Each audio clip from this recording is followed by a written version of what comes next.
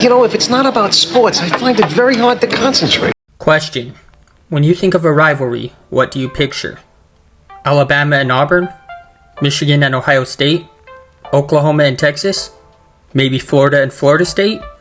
Over the years, we've seen some crazy moments from some of college football's greatest rivalries. When we think of college football rivalries, we think of two schools that have a close proximity to one another, a storied past, and bad blood.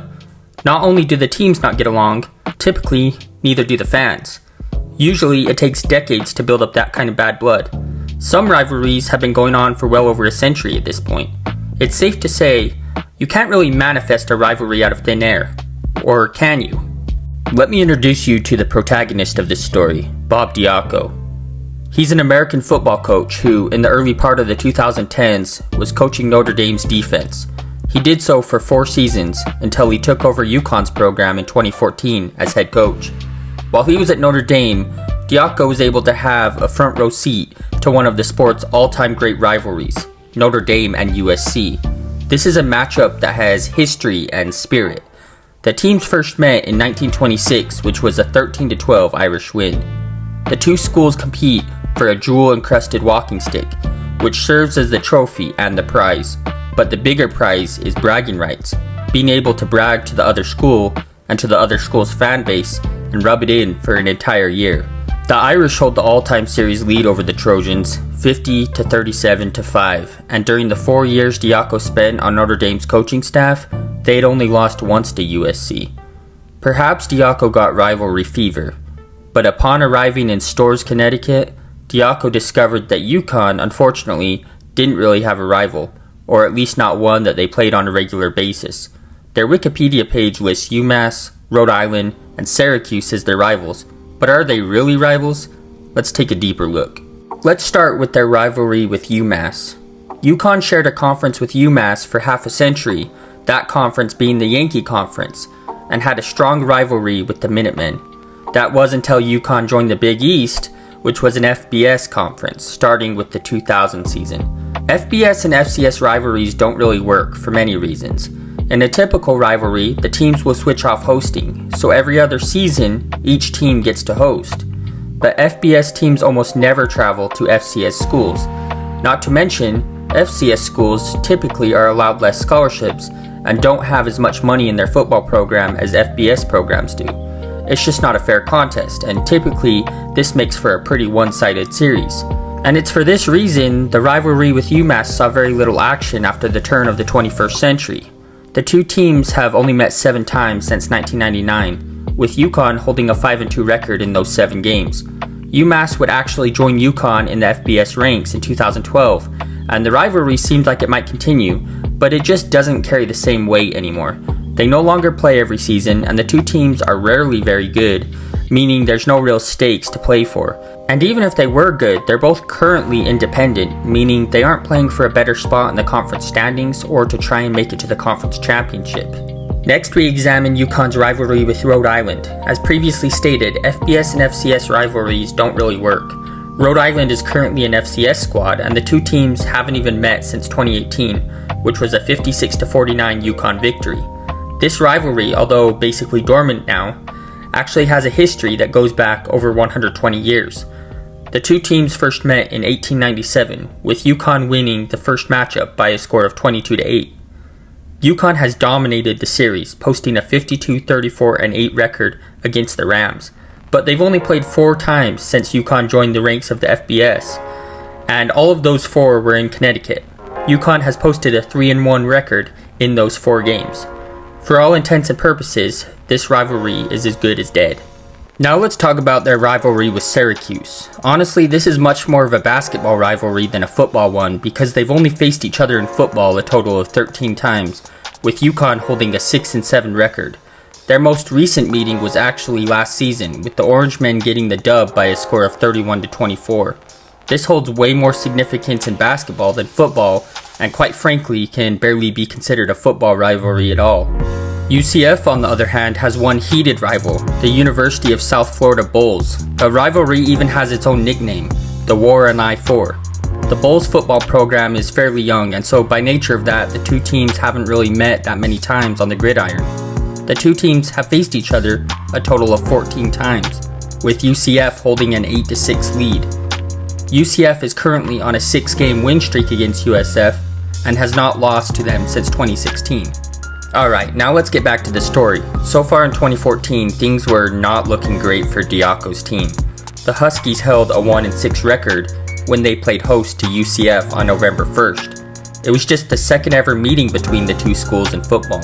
The first was the season prior, which turned out to be a 62-17 UCF victory.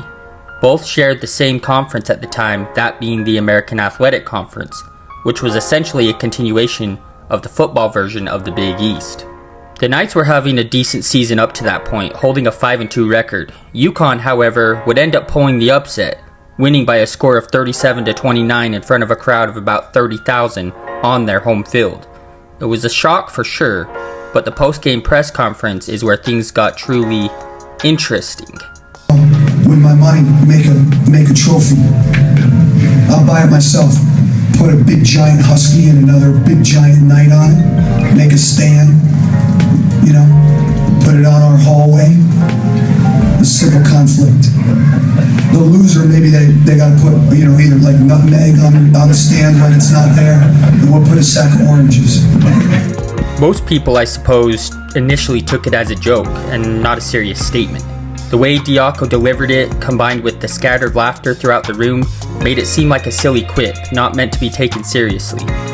Oh, but it was serious as a heart attack. Exactly 7 months later, on June 1st of 2015, the UConn Twitter account posted this. UCF themselves would respond just mere hours later, and George O'Leary, who was UCF's head coach at the time, was asked about his thoughts regarding what was now being called the civil conflict. He said, quote, "My experience is you're more likely to have a rivalry against a team closer to where you live. When you go 10 states away, I think it's hard," unquote. But Bob Diaco wasn't one to take no for an answer. He fired back, saying, quote, "They don't get to say whether they're our rival or not. We might not be their rival, but they don't get to say whether they're our rival. That's for us to decide," unquote. Which produced one of the best headlines I've ever seen. Now, I gotta hand it to Diaco. The name itself is actually pretty clever, using civil to represent a battle between a northern school and a southern school, with the FL capitalized for Florida and the CT capitalized for Connecticut. Diaco, to his credit, had a cool idea. He was trying to make a rival for UConn, a rival that had been missing for them for over a decade by that point. The UMass and Rhode Island rivalries they once held were as good as dead, and the Syracuse rivalry really only mattered in basketball. And even then, Syracuse had recently left for the ACC, effectively killing that rivalry too. I don't fault Diaco for wanting to try something new and trying to create a bit of buzz surrounding the brand new conference, which by the way had only existed for a year at that point.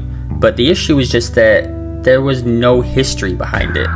No dramatic finishes from past years, no controversy surrounding it, and literally nobody cared except Diaco himself. So the 2015 matchup rolled around and UCF's mascot took the opportunity to do a bit of trolling. UCF would win the 2015 matchup as well by a score of 40-13, allowing UConn to keep their pretend trophy. First-year head coach Scott Frost was asked about the trophy and basically said they don't even care about the trophy. In fact, some UCF players didn't even know there was a trophy at all. Said defensive tackle Jameis Pittman, quote, "I didn't even know there was a trophy to be taken," unquote. UCF's tight end Jordan Akins said, quote, "They said there was a trophy and we kind of giggled and were like, are they serious?" unquote. Yeah, you heard that right. An actual trophy had been made, one paid for and designed by Bob Diaco himself. He really wanted to make the civil conflict happen. Stop trying to make happen. It's not going to happen. The next season in 2016, Scott Frost straight up said that UCF won't accept the trophy if they won. And guess what happened? Yep, you guessed it. The Knights prevailed, evening the series that no one besides Diaco cared about at 2 apiece. The trophy was presented to UCF anyway by a UConn staffer, and the UCF staffer who received it didn't quite know what to do with it, and it was passed around and whoever ended up with it just ditched it, putting it on the bench. Jameis Pittman later recalled that everybody on the team after the game was joking around saying they left the trophy. Scott Frost, for his part, said the following, quote, "We informed them beforehand we weren't going to take part in it, and I didn't know it was even on the field until after I read all the tweets and the media reports that it was left there," unquote. Basically, his statement can be summed up like this. I'm here to tell you right now, we don't care. Let me tell you something. We don't care. The trophy was last seen being put in a crate, but from there, it seems to have just disappeared, but more on that in a bit. Bob Diaco, a man who had just had his idea become the laughingstock of college football, tried to explain himself. I feel bad for the poor guy. I mean, he wanted to try something fun for not only his players, but the players on UCF's squad too. Diaco said simply, quote, "It was well intended. I apparently failed," unquote. A reporter asked him what happened to the trophy, to which he sarcastically replied, "You want to make a coat rack out of it?" Diaco was fired following the 2016 season and today is a part of LSU's coaching staff. And still, no one has seen the Civil Conflict Trophy since that fateful day in 2016 when UCF left it on the cold aluminum bench, boarded their team bus, and left. Scott Frost was asked if he knew its whereabouts, to which he replied with more than a hint of annoyance, saying, quote, "Is that an honest question? No, we have no idea. In fact, we've wondered where it is. We told them before the game last year we weren't going to take the trophy if we won. It found its way to the sideline for some reason. The pictures on social media of it on the sideline were the last I'd seen of it," unquote. When Diaco was asked about it, he launched into a rant that still to this day is one of the greatest things I've ever seen. He went from claiming that the civil conflict was a total success, daring the media to name a more talked about matchup, to then apologizing to everyone, to then bizarrely saying he wants UConn games to air on Nickelodeon? Nickelodeon! Bob Diaco was, like I said, fired in 2016. The following year, in 2017, when he was working on Nebraska's coaching staff, a reporter decided to remind him of the civil conflict once again. Bobby Boy had this to say, quote, "I've eliminated it from my mind. I put the experience in a chest, locked it, dumped it into the ocean, and I threw away the key. I don't even know it or what you're talking about because I've eliminated that whole painful part from my mind," unquote. As the years went on, the civil conflict continued to be brought up every time UConn and UCF played. Prior to the 2017 matchup between the two schools, UCF released their game notes, taking the opportunity to diss the idea of the civil conflict once more.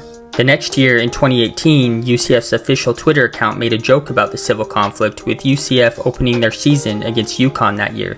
UConn wound up leaving the American Athletic Conference in 2020, choosing to go independent in football. UCF, meanwhile, joined the Big 12 in 2023, and the two schools have not played since 2021, which was a 49-17 victory for the Knights. The two schools have faced each other a total of 8 times in football, with UCF holding a 6-2 series lead, including winning the last 5 straight meetings. And believe it or not, in College Football 25, the newest college football video game, UCF and UConn are actually listed as rivals. I've got to wonder if the devs at EA Sports followed this whole story and put it in the game as an Easter egg of sorts. I know that pretty much everyone online who has heard of this story is just clowning on Diaco relentlessly, but I can't help but feel some sympathy for the poor guy. He was so excited about the civil conflict, he even paid for the trophy and designed it himself. He paid for the trophy himself. This is like when a little kid comes up with a cool idea or what they think is a cool idea and is super excited to tell their parents, and the reaction would be like if their parents just told them to shut up and leave them alone.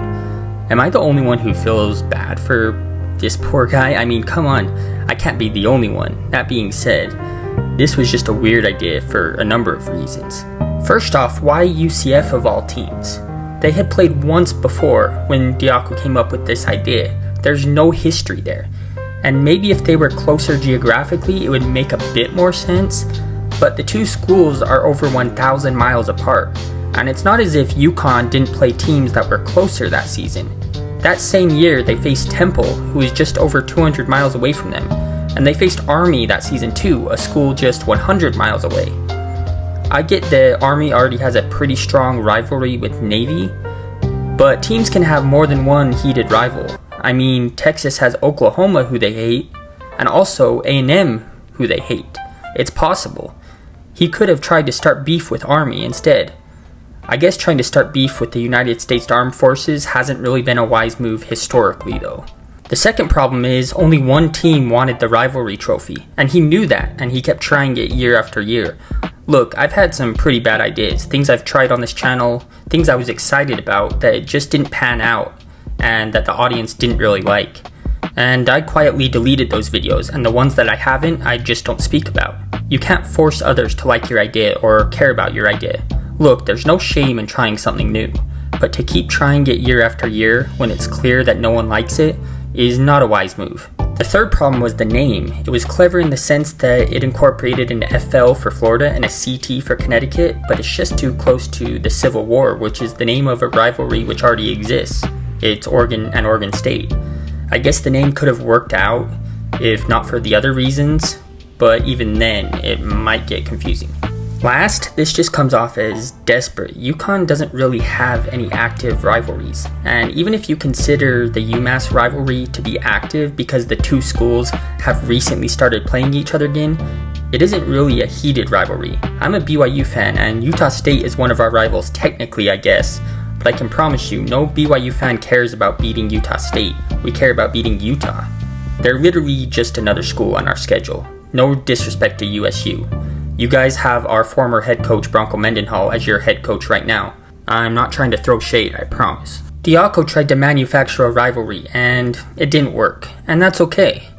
UCF did eventually, I guess, kind of embrace the civil conflict, using a replica trophy in a brief promotional video. Although it's hard to say whether this was just another joke or serious. Notice I said replica trophy because the location of the real trophy is still unknown as of 2025. It probably is in Bob Diaco's storage unit, but Diaco hasn't really confirmed that he has it, although he hasn't exactly denied that he has it either. Ironically though, even though this rivalry, if you can call it that, was completely laughed at in a way, it kind of ended up working. It might be a joke, a meme rivalry even, but Diaco did what he set out to do, build hype for a game against UCF.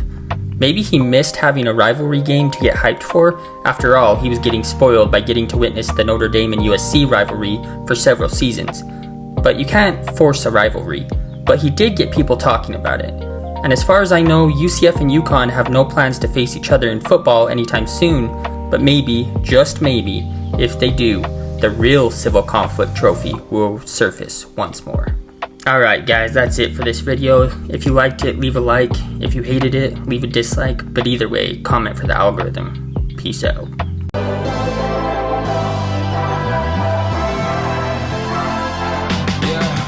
I can never ever find the right words, and there's no way this is real life. There's no telling you're the right girl, so I can only say that it feels right. It feels right, it feels right. Yeah, I can only say that it feels right. It feels right, it feels right. Yeah, I can only say that it feels right.